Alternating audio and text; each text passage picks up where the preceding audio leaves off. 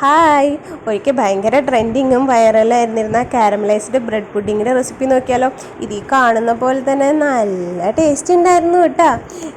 ഇത് ഭയങ്കര എളുപ്പമാണ് ഉണ്ടാക്കാൻ. അതുപോലെ നമുക്ക് എളുപ്പത്തിൽ കിട്ടാവുന്ന ഇൻഗ്രീഡിയൻസും മതി കേട്ടോ. പിന്നെ സ്പെഷ്യൽ എക്യുപ്മെൻറ്റ്സിൻ്റെ ആവശ്യമില്ല. അപ്പം നമുക്കിത് എങ്ങനെയാണ് ഉണ്ടാക്കണമെന്ന് നോക്കിയാലോ. വരൂ. ഇതിന് ഞാൻ ആദ്യം എടുത്തിരുന്നത് 3 സ്പൂൺ പഞ്ചസാരയാണ്. പഞ്ചസാര നിങ്ങളുടെ ഇഷ്ടത്തിനനുസരിച്ച് കൂട്ടേ കുറയ്ക്കേ ചെയ്യാം. അതിലേക്ക് ഞാൻ 2 സ്പൂൺ പാൽപ്പൊടിയും കൂടി എടുത്തിട്ടുണ്ട്. പാൽപ്പൊടി ഓപ്ഷണലാണ്, ഞാനൊരു തിക്നെസ് കിട്ടാൻ വേണ്ടി എടുത്തതാണ്. അത് രണ്ടും നല്ലപോലെ പൊടിച്ചെടുത്തിട്ട് അതിലേക്ക് 1 മുട്ട ഞാൻ ചേർത്തിട്ടുണ്ട്. അതിൽ മഞ്ഞയും വെള്ളയും എല്ലാം കൂടി ചേർത്തിട്ടുണ്ട്.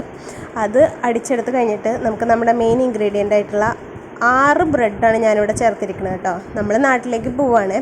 അപ്പോൾ ഫ്രിഡ്ജ് കാലിയാക്കൽ മഹാമഹം നടക്കുന്നതിനിടയിലാണ് ബ്രെഡ് എൻ്റെ കണ്ണിപ്പെട്ടത്. ഇതിൻ്റെ എക്സ്പയറി വേഗം തീരുകയും ചെയ്യുമല്ലോ. അപ്പോൾ പിന്നെ എന്നാൽ പുഡിങ് ഉണ്ടാക്കാമെന്ന് വെച്ചു. എനിക്കെന്തോ സാൻഡ്വിച്ച് ഉണ്ടാക്കാൻ തോന്നിയില്ല. ഈ ബ്രെഡിലേക്ക് ഞാൻ 1.5 ഗ്ലാസ്സാണ് കേട്ടോ പാൽ ഒഴിച്ചേക്കണം. ഈ പുഡിങ് ഉണ്ടാക്കാനുള്ള കൺസിസ്റ്റൻസി എന്ന് പറഞ്ഞത് ഭയങ്കര തിക്ക് കൺസിസ്റ്റൻസി അല്ല, ഇത്തിരി വെള്ളത്തോടെ വേണം. അപ്പോൾ 1.5 ഗ്ലാസ് ഒഴിച്ചപ്പോഴേക്കും നമുക്ക് വേണ്ട കൺസിസ്റ്റൻസി എത്തിയിരുന്നു കേട്ടോ. അത് നല്ലപോലെ അരച്ചെടുത്ത് കഴിഞ്ഞ് കഴിഞ്ഞാൽ നമ്മളതിലേക്ക് 5-6 തുള്ളി വാനില എസൻസ് ചേർക്കുന്നുണ്ട്. ഈ മുട്ട ചേർക്കുന്നതുകൊണ്ട് മുട്ടയുടെ മണം ചിലപ്പോൾ ചുവ എല്ലാവർക്കും ഇഷ്ടപ്പെടണമെന്നില്ലല്ലോ.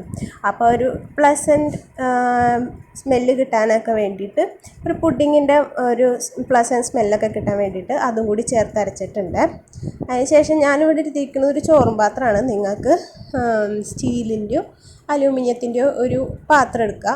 അതിലേക്ക് നെയ്യ് തടവി കൊടുക്കണേ, എന്നാലാണ് അത് എളുപ്പത്തിൽ വിട്ടുപോരുള്ളൂ. അതിനുശേഷം അടിക്കട്ടിയുള്ള ഒരു പാത്രത്തിൽ നമ്മൾ പഞ്ചസാര കാരമലൈസ് ചെയ്യാനെടുത്തു. അതിന് ഞാൻ 3 സ്പൂൺ പഞ്ചസാര തന്നെയാണ് എടുത്തേക്കണം.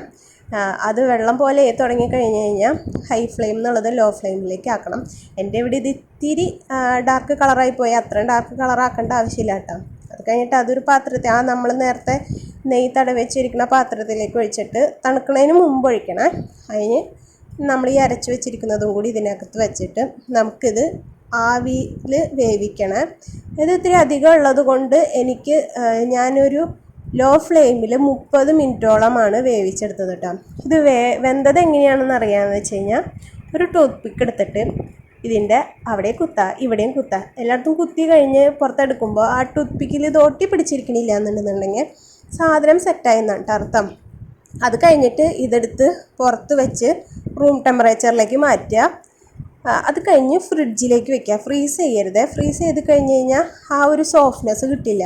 ആ ഒരു ജിംഗ്ലി എന്നെ പോലെ ഇരിക്കണം ആ സോഫ്റ്റ്നെസ് കിട്ടില്ല.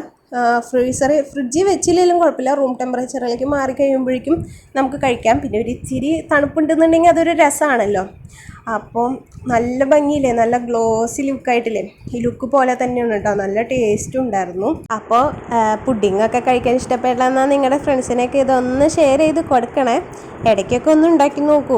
നമുക്ക് എക്സ്ട്രാ വരുന്ന നമ്മുടെ വീട്ടിലുണ്ടാവാൻ സാധ്യതയില്ലാത്തത് ആകെ ഈ വനില എസൻസ് മാത്രമാണ്. അതിപ്പോൾ നമുക്ക് നമ്മുടെ വീടിനടുത്തുള്ള സ്റ്റോറുകളിൽ നിന്നൊക്കെ ഈസി ആയിട്ട് കിട്ടാവുന്നതും അല്ലേ. അപ്പോൾ ഒരു തവണയെങ്കിലും ഉണ്ടാക്കി നോക്കണേ. എന്നിട്ട് എങ്ങനെ ഉണ്ടായിരുന്നു എന്ന് പറയണം കേട്ടോ. പിന്നെ ആദ്യമായിട്ടാണ് ചാനൽ കാണുന്നുണ്ടെന്നുണ്ടെങ്കിൽ വീഡിയോ ഇഷ്ടപ്പെട്ട സബ്സ്ക്രൈബ് ചെയ്യാൻ മറക്കരുതേ. കുറേ ദിവസമായില്ലേ വീഡിയോസൊക്കെ ആയിട്ട് വന്നിട്ട്. ഞങ്ങൾ നാട്ടിലേക്ക് പോയിക്കായിരുന്നു. നാട്ടിൽ നിന്ന് തിരിച്ചു വന്നിട്ടേ ഉള്ളൂ. അപ്പോൾ നമുക്ക് അവിടുത്തെ വീഡിയോസൊക്കെ ആയിട്ട് ഇനിയും കാണാം കേട്ടോ. അപ്പോൾ ശരി, അതുവരെ ബായ്.